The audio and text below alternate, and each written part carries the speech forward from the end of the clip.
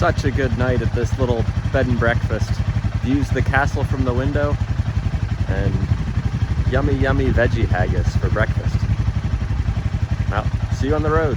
Good morning from Tongue on the north coast of Scotland. Today, I will cut off the northeast chunk of the NC 500 because after booking the B&B in Tongue, I realized I was more interested in exploring more of the west coast, specifically the Isle of Mull. Besides, the eastern bit of the NC 500 is a busy A-road from what I remember 9 years ago, so the plan for the day is to ride down through the center of the Highlands before cutting diagonally back to the Isle of Skye before taking the ferry to Mallaig.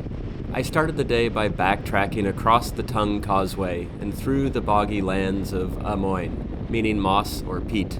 That moss has been growing here for the last 11,000 years, starting at the end of the Ice Age, and has formed a layer of peat up to 10 meters thick.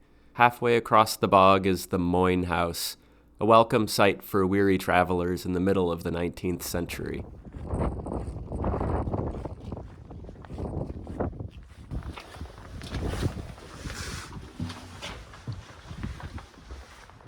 Got a fireplace over here.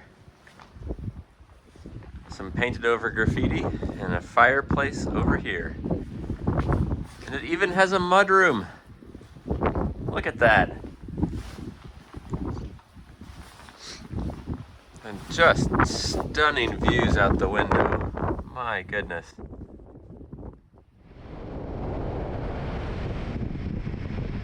I crossed the other half of the bog before turning on to one of the most memorable roads of the trip. It wasn't the curviest road, nor did it have the most beautiful views, but I felt like I had it to myself. It hugs Loch Hope with the towering Ben Hope in the distance, and is barely 1 car wide. For much of the way, there is a patch of moss and grass growing in the center of the road, where the cars don't bother it.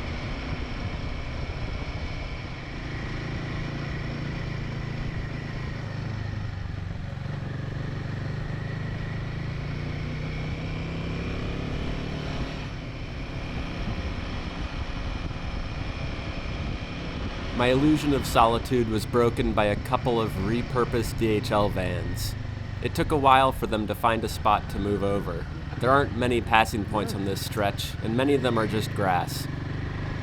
With them out of the way, I was able to get that feeling of being immersed in my surroundings back.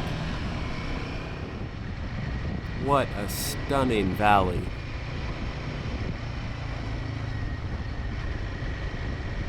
The Strathmore River cuts through on its way to Loch Hope and the sea. Imagine farming out here. It looks like some parts of this barn have been around for quite a while. It's funny, after only seeing well-maintained tarmac, I really enjoyed the bits of road that had seen better days.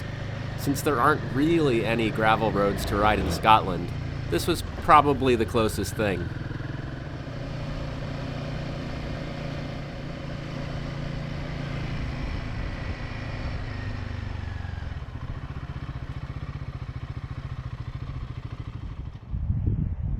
Welcome to Dornaigil Broch.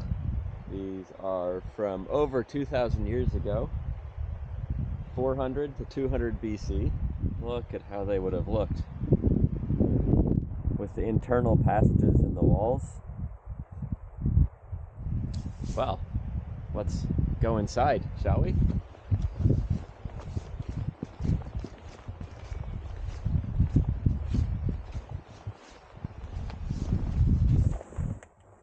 That's not the way in. How do we get in? Can we get in? This broch is 7 meters high at its tallest point, though it may have been as tall as 13 meters before it collapsed. There are around 500 known brochs around Scotland, and this is one of the better preserved ones on the mainland. It's not really clear what their purpose was. Some may be defensive structures or simply stately homes. The truth is probably some combination of the two, depending on the location.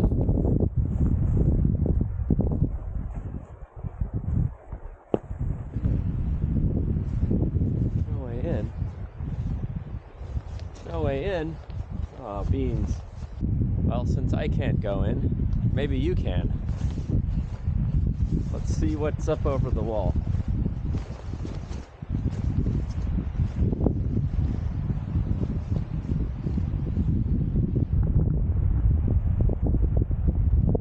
Do you see anything up there? The center is filled with rock that has fallen over the years, and it's one of the few brochs that hasn't been excavated for study. It is perched overlooking the Strathmore River and is surrounded by green hills. What a beautiful spot.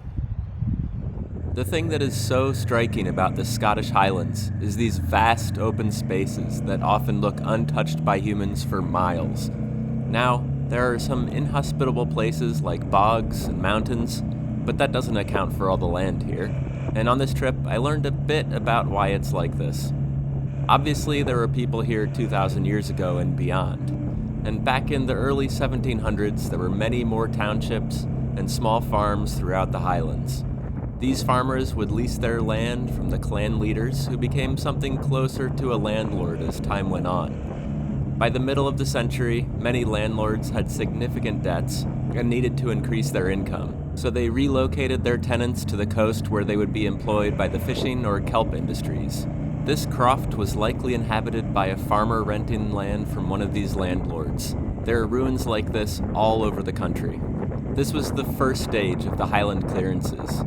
The newly freed up land was then used for much more lucrative large-scale sheep operations. In 1815, the Napoleonic War was over and the restrictions on trading went away, and a new, much cheaper source of alkali, the end product of kelp used in soap and glass making, was discovered in Spain. The kelp industry, which employed many of the people now living along the coast, collapsed. Many of those out of work, without enough land to sustain themselves, had no choice but to emigrate. Crop failures and potato famine compounded the problem, and many landlords paid for their tenants to emigrate rather than ensure that they were properly fed as required by new laws. This is why there are so many towns in Canada and the United States that share a name with a town in Scotland. The large estates were never broken up and survive to this day, though they are mainly used for hunting retreats instead of large-scale sheep farming. The estates here are massive, and fewer than 500 people own half of Scotland. So, while I appreciate this uninterrupted landscape, it's pretty crazy to think that there were many more settlements here 275 years ago. That's enough about the Highland clearances, and there is a lot more to it than that, but it makes more sense to me now why there are only small coastal villages in the very north of Scotland. It has turned into another day with spotty rain as I come through the tiny settlement of Ardnamurchan. It's not much more than a hotel and a few houses. At least I'm not the only one out in this. I find there's some camaraderie between riders on the not perfect weather days. The rental Himalayan doesn't seem to mind the weather. While riding along Loch Shin into Mallaig, I spotted the wee hoose perched on an islet in the loch. A signboard tells a tall tale of Jock Brune and his large family who inhabit it. Down the road is a beautiful example of Victorian engineering. The Shin Viaduct, built in 1867. Call me childish, but I bet the local football team gets teased when they play against other schools. Bonar Bridge is a nice little town where the Kyle of Sutherland meets the Dornaigil Broch. They built a bridge here after a horrific ferry accident in 1809. Not this one. This is the third iteration of the bridge here. I continued south along as many little B roads as I could, as I really didn't want to ride on A9. What a cool bridge.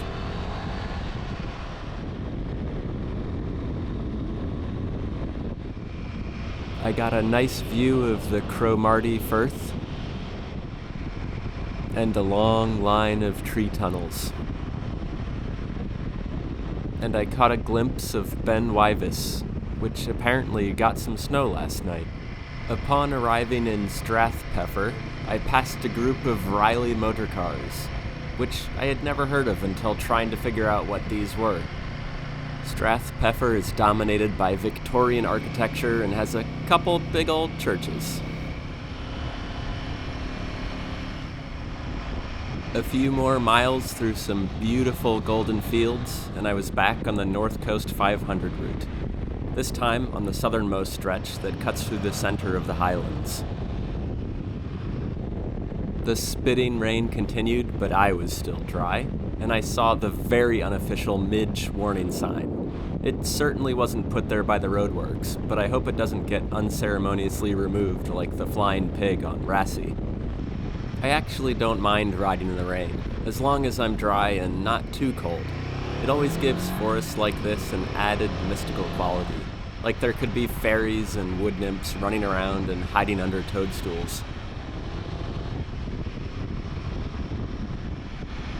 Before I knew it, I was back on the west coast of Scotland along Loch Carron.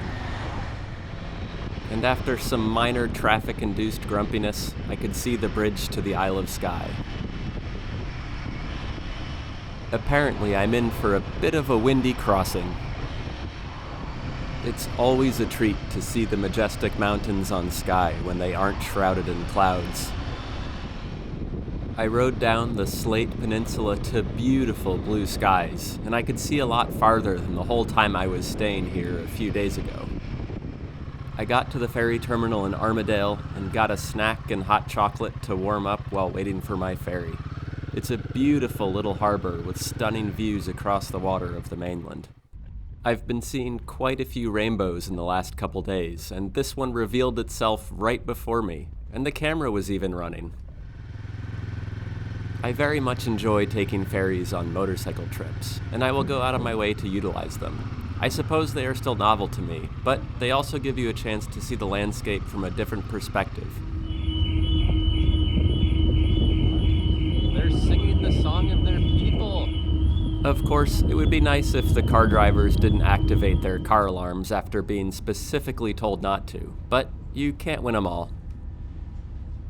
All luggage and personal belongings with them prior to disembarking the vessel. In the interest of safety, passengers are advised to take extra care when going down the stairs or walking on the car deck. I swear that sounds like they used Ewan McGregor's voice for that recording. I arrived in Mallaig and only have a short ride to go find my accommodations for the evening.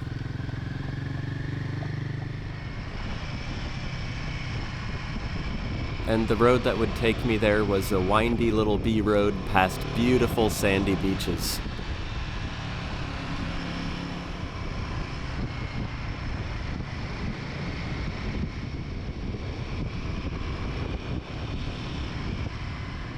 God, it's private. Oh, it's beautiful.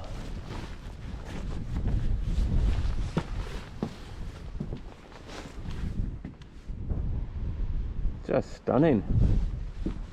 What a beautiful spot, and a whole bunch of caravans. What a great pub. Best mussels of my life. And the Cullen skink was wonderful. Cullen skink sounds scary, but it's a delightful smoked haddock and potato chowder.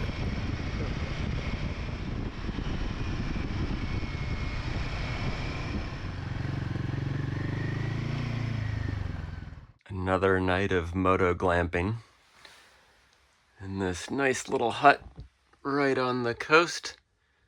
There was no heat, but stayed warmer than outside, and it was awfully windy. And I was very happy to be out of the elements for a little bit. And onward to Mull today. So another ferry, and maybe some castles, waterfalls, beaches, who knows? But before setting off, I had a little look around as daylight was still breaking.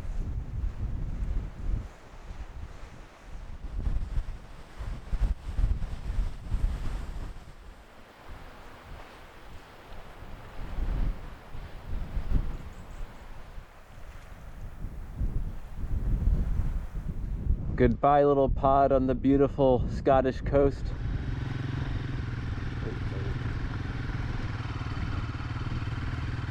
Today's plan is to ride down the coast to the Ardnamurchan Peninsula and then catch a ferry to the Isle of Mull. Starting the day with twisty, narrow roads is always a good time.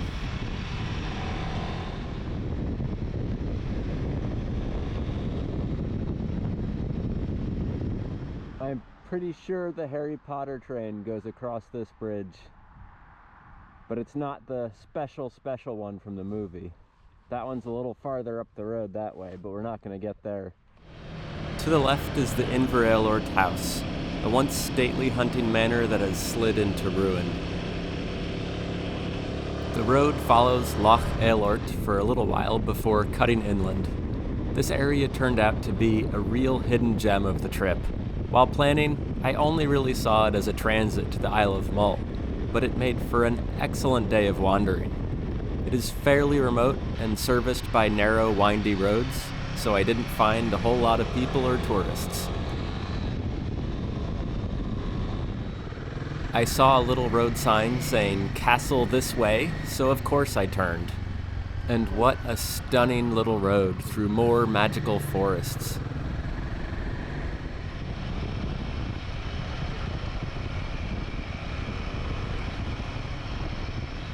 And here we are at Castle Chum on Loch Moidart at the estuary of the River Shiel. The castle is perched on a tidal island, and lucky for me, it's near low tide. Well, I found another castle ruin. I can't remember the name of this castle, but very sadly, it's in poor condition, and so we're not allowed in. But you're on a bit of a stick, so let's see a little bit inside the courtyard.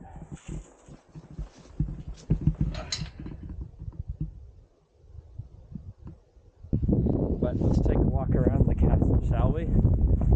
This castle seems to have been built in the 13th century and was under care of the MacDonalds of Clan Ranald, and more or less stayed in the family until the early 1900s. The current owners want to turn this into a private house, but since it is a scheduled ancient monument, they needed permission, and a public inquiry ruled against the owners. The conservation bodies would like to see this ruin remain open to the public. I know I'd like to see it preserved and stabilized as is so the interior can be safely visited. The owner seems to be some sort of real estate conglomerate, so I don't feel too bad about them not getting their way. I just hope this standoff doesn't lead to the demise of the castle.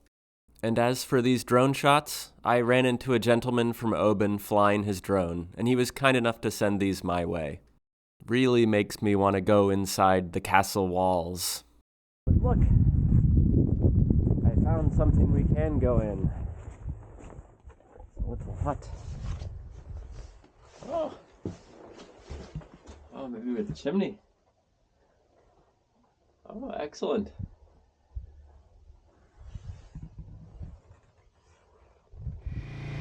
Once back at the bike, I got to ride up the length of this magnificent dead-end road. This trip has taught me to really enjoy the dead-end roads, in Scotland especially. They tend to be windy, little single-lane roads that lead you out to really cool places that you wouldn't otherwise find. The road hugs the River Shiel before joining the main road and crossing it. This bridge, built in 1935, is probably one of the newer bridges I've crossed on this trip. I soon found myself on a beautiful little road winding its way along Loch Sunart. I was now on the Ardnamurchan Peninsula, one of the most remote places that is still connected to the mainland. This is the only road in, and these look like the biggest trucks that can make deliveries here. In this short 20-mile stretch, the road shows off the beautiful coastlines, mountains, and valleys that Scotland is so famous for, so I'll shut up for a minute and let you enjoy it.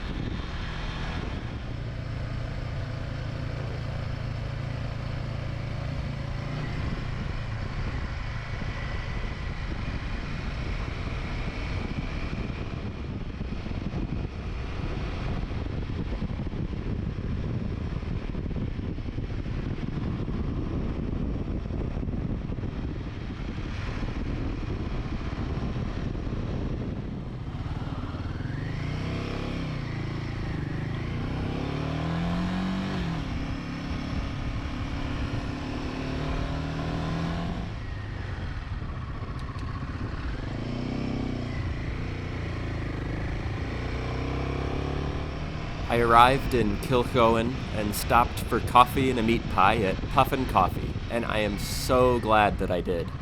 After talking with the guy behind the counter, I decided to head out to the end of the peninsula instead of just hopping on the ferry to the Isle of Mull. Apparently, this bit of land has a point that is the farthest west in Scotland. Well, as long as you don't count all those pesky islands. There is also a lighthouse, which is the real reason I delayed my journey to Mull. Not that I don't enjoy a bit of geographic pedantry every now and then.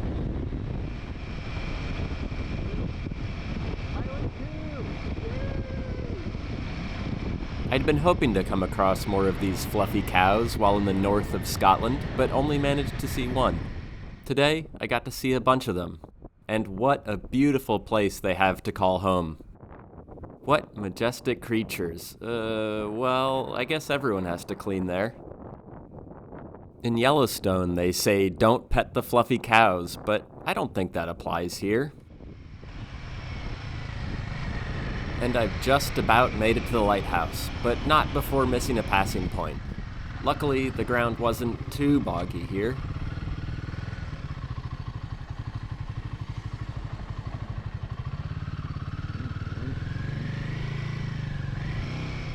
I found my first and only traffic light of the day for this stunning one-lane road up to the lighthouse.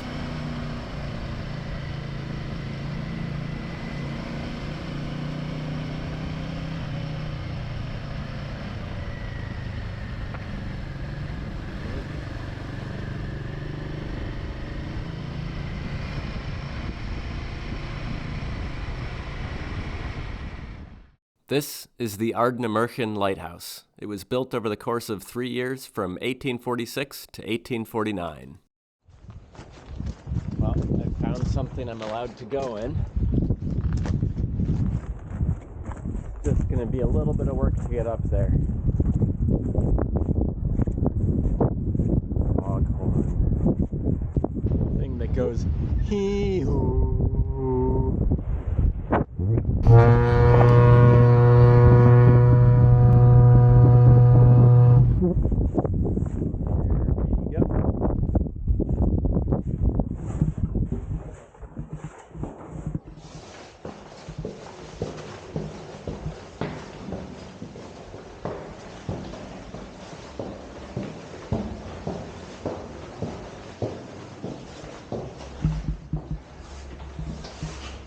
Hi, how are you? Good.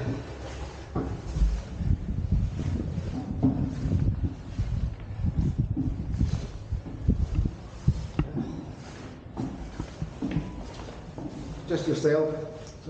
The lighthouse keeper did a great job explaining what life was like at this lighthouse over the years. The keepers were held to very high standards and were expected to wear their uniforms anytime they were on duty, despite having a pretty dirty and labor-intensive job, especially when they were using whale oil. Even after they switched to paraffin, there were lots of manual tasks to occupy the keepers. They only got electricity here in 1976, and it was fully automated in 1988. Now light is provided by a bunch of little LEDs. I can't recommend this place enough. The views are amazing, and the tour guide was a really good storyteller. And you get to walk up the equivalent of 7 stories.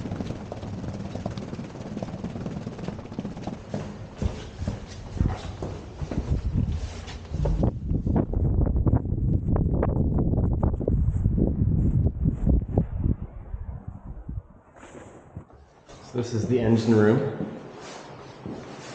And it smells like engines. It smells like oil.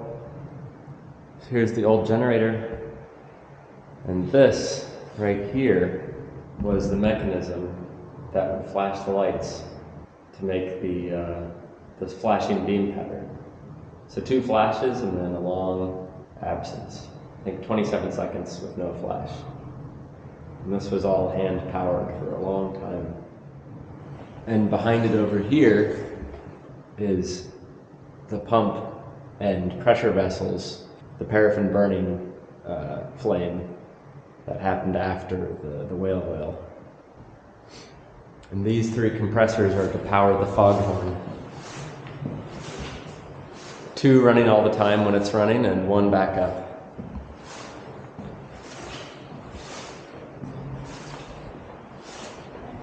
All this for a little heel. Maybe a lot of it. Maybe quite a bit of heel. And these two giant red tanks were for storing the compressed air for the foghorn. Incredible. Once the light turned green, I got another run at the mini tarmac rally stage.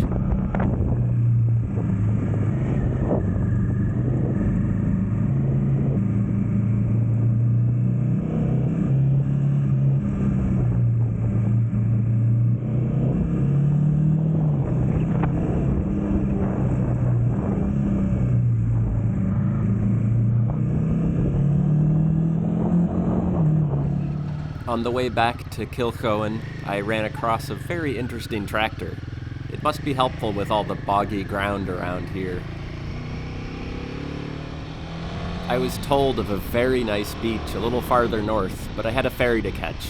I'll have to spend more time wandering around here on my next trip to Scotland. This quiet peninsula wasn't even on my radar while planning the trip, but it turned into one of my favorite spots. Well, that's it for this video. Thank you so much for coming along. We'll pick this back up on the Isle of Mull. And if you don't mind, like, share, and subscribe. It's what the algorithm craves.